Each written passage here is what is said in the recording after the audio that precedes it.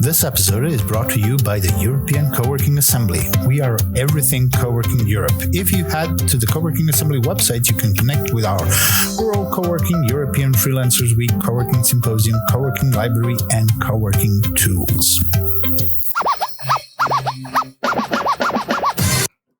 Hello, folks, and welcome to another Co-working Values podcast. And it's that time of year again. It is the Global Coworking Survey. And I've got Joe from the team flown into the studio, our luxury Spanish studio, to tell us what's going on this year. So, Joe, for the two people in co-working that don't know you, what are you known for and what would you like to be known for? Hi, Bernie. Thanks. First of all, thanks for inviting me, for having me. Well, you might know me from the Co-working Library project, which is an online database about co-working research, one of my passion projects. I'm also involved in the German Co-working Federation and the European Co-working Assembly, as well as in a not so small project here in my hometown in Halle in Germany, where I'm rebuilding an old brewery. And last but not least, I'm also supporting the Global Coworking Survey this year again. I like the way you said, I'm rebuilding an old brewery, like with my bare hands. That is... Well, we actually do that in the sense of that we meet in monthly or now even weekly meetups and rebuild parts of the structure with clay and work with our own hands. Yes. And so it's like a 3-year restoration project of a brewery. What year was the brewery built? 300 years ago. So we are not going to take 300 more years, but the idea is that it will be there for a long time. And it's in the center of town. It will have a co-working space. Is that right? Exactly. It will include a co-working space, but rather function as a third place to really generate meaningful meetings and relationships with the people who meet there. You know, there's other brands, co-working brands that boast a beer in their co-working space, but I feel yours takes it to a whole new level. I'm never sure how to do this. Like the Global Co-working Survey, how long has it been going now? 10 years? Yes, more than 10 years, actually. We took a little bit of a break in between the pandemic. You might remember that. But now we are back, and it's really the longest running co-working survey that has been around on a global basis. So it's quite special. And I believe the Global Co-working the Global Coworking Survey has quite a high standing. I see lots of co-working research papers being published that draw their numbers from the survey. So it's a really cool thing that it's starting again on the global sphere or on the global scale now again. So, and then Carsten, a lot of you folks that go to conferences will see every year at GC and what's that other one called? Co-working Europe. The main thing that fills the hall on the first day is Carsten delivering the results of the Global Co-working Survey. And I remember the first time I ever saw it must have been 2014 or 2015, either in Milan or Lisbon.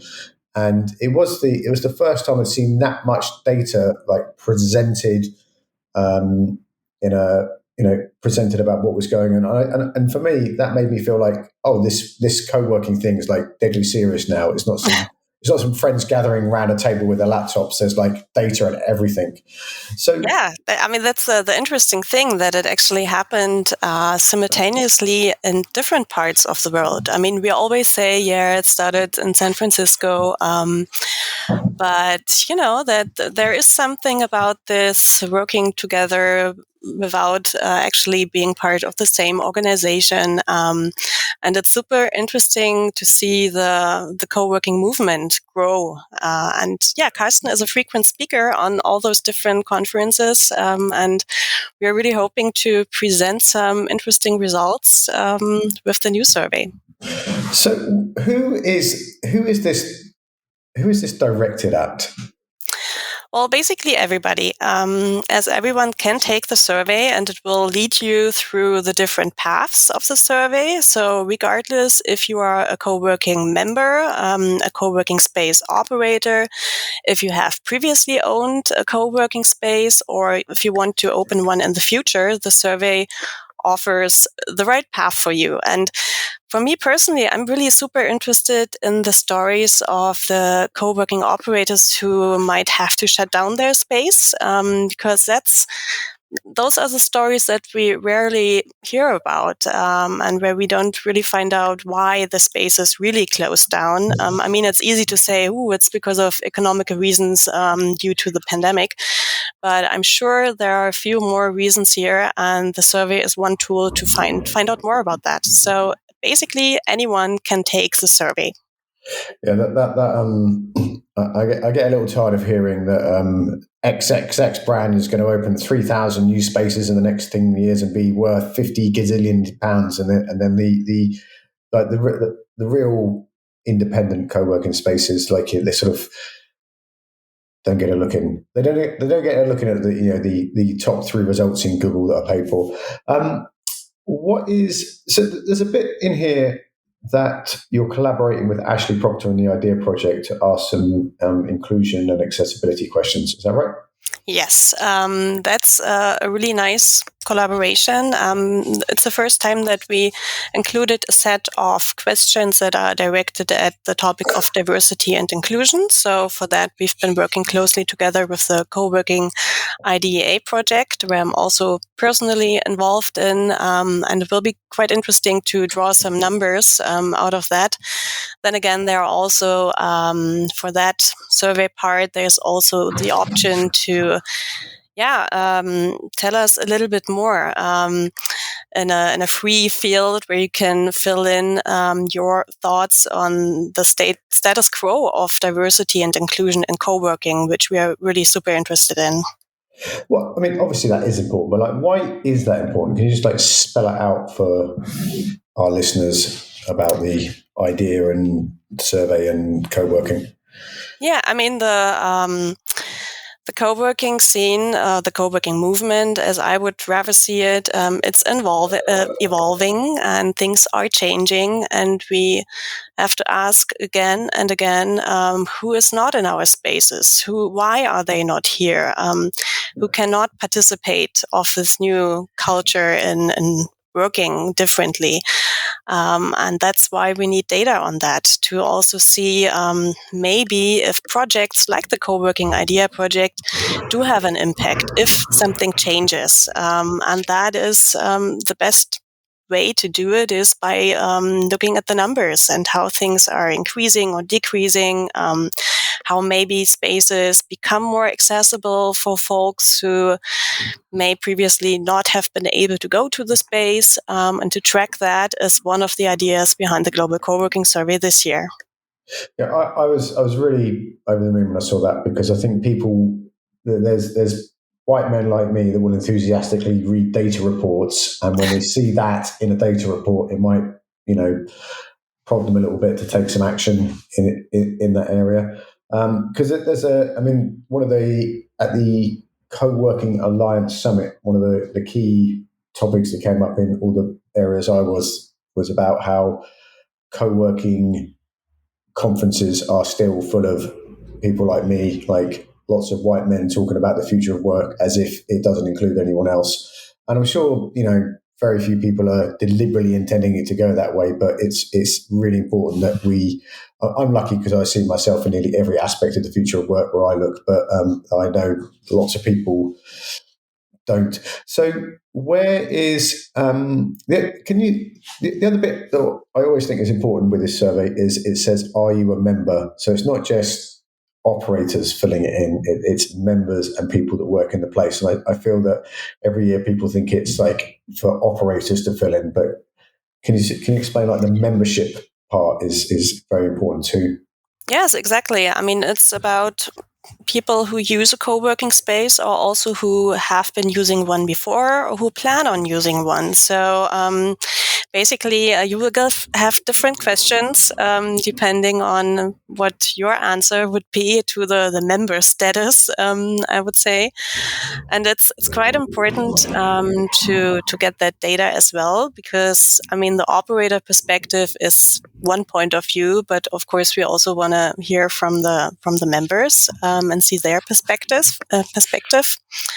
And that's why we really encourage all space operators to not only take the survey themselves, but also to distribute it maybe through their member newsletter, their Slack channels, their internal communication tools to their members. And there's a really cool benefit for doing that. Then you can become an official supporter of the co-working survey, and you also get your logo on all the results. The PDFs that will be published after the results are coming in. And I think that is a really cool benefit for each and every space or co-working alliance, co-working organization. So we highly encourage them to go to globalcoworkingsurvey.com to find out more and to share the survey with their members or networks. There are quite a few materials that we provide for that. There are pre-made Canva templates, for example, where you can just drop in your logo and then distribute that through your channels. So we try to make it quite easy to share the message and to get the survey to as many people as possible. That's very nice having the Canva thing, because you can that will speed up. I would fret for hours over how to present it properly, but send me a Canva template and I'm away. I just wondered briefly there if you wanted to talk about different available communication tools, or do you want to move on quickly? I know you like the communication tool chat. I'm a little bit lost here. What do you mean?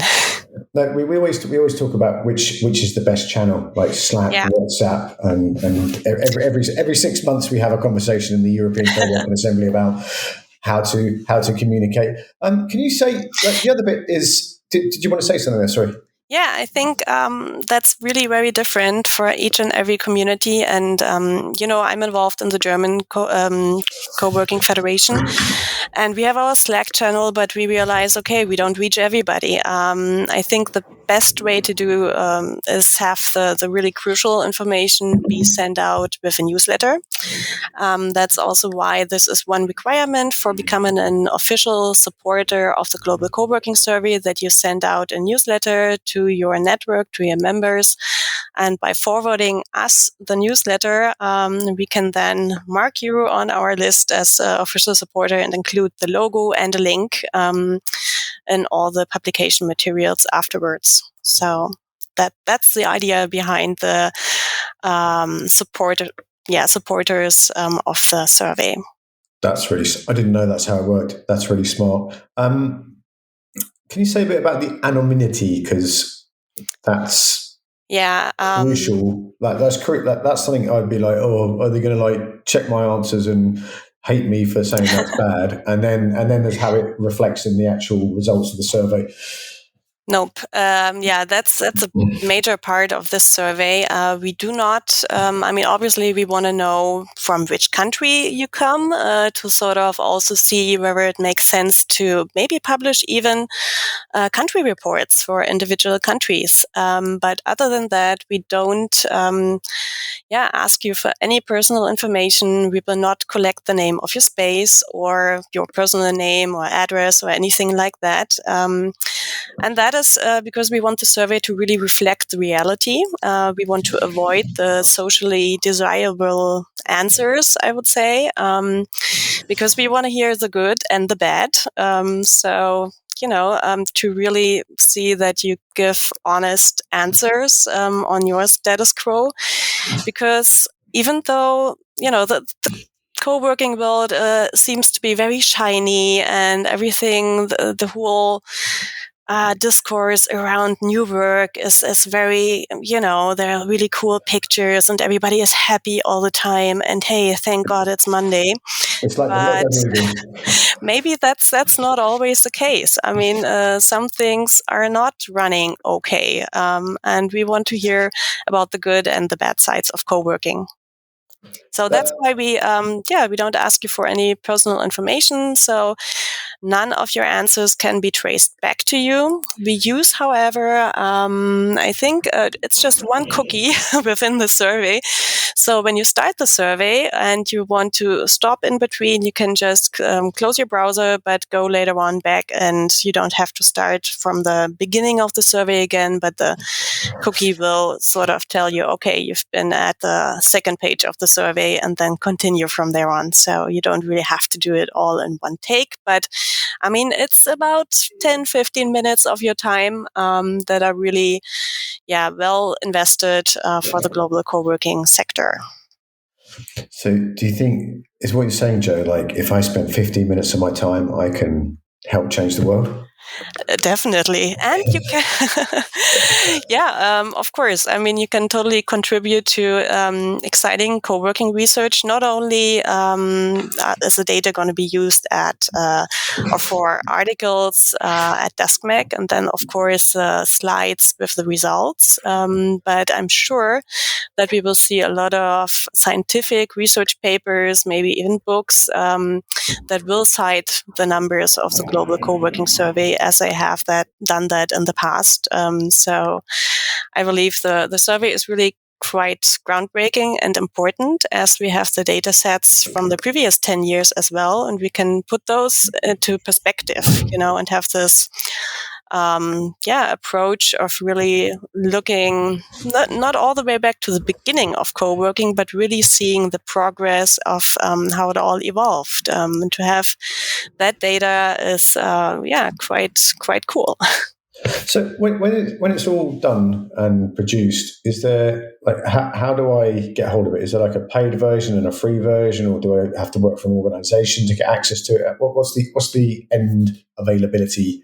Yeah, the idea is that the main results will and have always been available as free articles on Deskmag. So I think in the show notes, we will also link to a link on Deskmag where you can see all the publications that have been published for free and will always stay free. And you can use those. But if you want to know more, there will be more in-depth reports that you can purchase afterwards as well. But again, the main results will always be free. And in those slides that are available, we also name all the supporters. So all official supporters, each and every space that has shared the co-working survey with their members gets a logo and a link within those PDFs, which I think it's pretty special. And it's amazing to see how many folks are already part of this. If you look at Deskmag right now, there's a rotating banner on the top of the page, and to see who else is already on board is quite amazing. It's like a cult thing. The Global Coworking Survey. It's just to put you on the spot. What have you got from this survey? Is there anything over the years that's like influenced your own research or your own making a co-working space or something? How do you value this? Mm-hmm. Well, I mean, the whole topic of inclusion and diversity is very dear to my heart. To really see that also being reflected in the survey is important. And then just to see the overall evolvement of spaces, how they grow, how when we were looking at the first co-working spaces, which were rather independent, operator-owned, how we are now looking at expansions, and people, or the last survey prior to the pandemic, it showed that so many people want to expand their existing spaces. To really have a follow-up on that outlook to see, okay, let's do the reality check. What really happened here? That's something I'm super interested in. Then, of course, I wrote my master thesis. When was it? Like 2011-ish. something like that about co-working and childcare, and to see the development in that, if there are more spaces offering that. And since we are so involved, Bernie, you and I, we see a lot of spaces, we know a lot of people, but maybe we are also just in our little bubble, and to see the actual numbers being reflected in the survey, that's something I'm super interested in. But then again, we cannot reach any form of representation with the survey. It would be really cool to say, okay, we have the answers of every co-working space worldwide, but let's be honest, that's not going to happen. But we really, are looking for many voices from different cultures, different areas, continents even, to really see how co-working is evolving in different parts of the world, and to sort of also compare that. Yeah, that finding out what's going on outside your bubble. Yes. Even when you read a lot of blogs and stuff on LinkedIn about co-working, but I'm always kind of following the people I know or my mates, and then when I see the data from the Global Coworking Survey, is I didn't realize that many co-working spaces with three-legged stools were opening across Eastern Europe or something. There's very specific things in there that are very, very interesting. I think actually, now I'm saying that out loud, that's one of the things that got me interested in the whole research group for collaborative spaces and the co-working library and Marco and all that stuff. Is until I got the co-working survey years ago, I didn't realize how layered co-working was. That this wildly fascinating. Is there any? Because sometimes this happens, even though I'm the master interviewer. Is there anything I didn't ask Joe that you want to make sure you? Well, the most important thing is right after you've finished listening to this podcast, to head over to coworkingsurvey.com and take the survey yourself. And if you're, involved in any form of co-working network or co-working space, please share it with other folks who can then participate as well. The survey will be open for a few more weeks, but we expect to publish the first results in the beginning of April, and then see where it takes us. So we are still gathering the voices of co-working at coworkingsurvey.com. That was beautiful. That's the perfect place to finish what we've done here. And we'll put a link to your LinkedIn, Joe, so you can hunt Joe down and all her projects. And I think you are like one of the maybe not the backbone, but you're like a very major disc in the backbone of co-working, especially in Europe. Thank you, ladies and gentlemen, for your time and attention today. Do go and fill in the survey. It would just really help the movement, the industry, and the community, and getting more and more people into it every year is really important. And if you go to coworkingassembly.eu and hang around, there's the email there, and every week we email blogs and this podcast and other events that are going around. In fact, it's everything co-working Europe. Thanks very much. Take care and be careful out there. It is a jungle. Thank you, Bernie.